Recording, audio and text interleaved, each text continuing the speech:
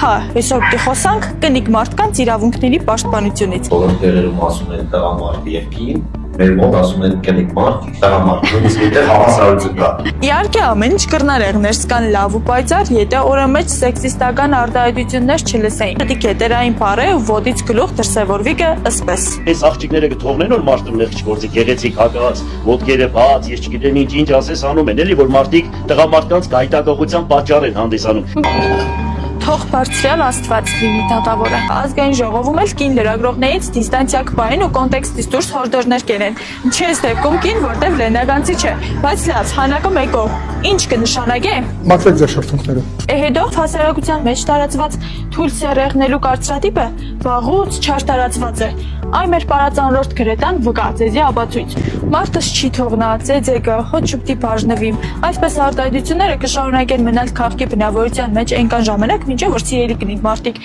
դուք ձեզի ըսպես կվերաբերվիք։ Դեք հարցերով չեմ զբաղվում, չգիտեմ, չեմ կարող ասել կներեք։ Դիք, կոչվի կա անտարբերություն։ Ամսյա կպրծավ սիրելի տղամարդիկ, բայց ինչ որ սկզբում ցեցի, ձեր սիրելի կնիկ մարդկանց մասին ամեն օր մտածեք, որովհետև ինչ որ հեղնար աղբյուրի միջի մկրտիչ եք, ամեն կնիկ իրան մարդուն աղբյուրն է, ուրիշ մարդ չի կրնա խմային օր չիրեն։ Սիրելի տատիկներ, մամաներ, քուրիկներ, շնորհավոր ձեր ապրիլի 7-ը։ Մենք կուզենք, որ դուք բռնությունից ու քարկոծվելուց հեռու եղնիք։ Բռնության պատկերը մեր մարզում հեչ հուսադրող չէ։ Դուրս դեմ մենք պետք է աշխատենք բոլորս։ Կին թե տղամարդ տարբերություն չկա։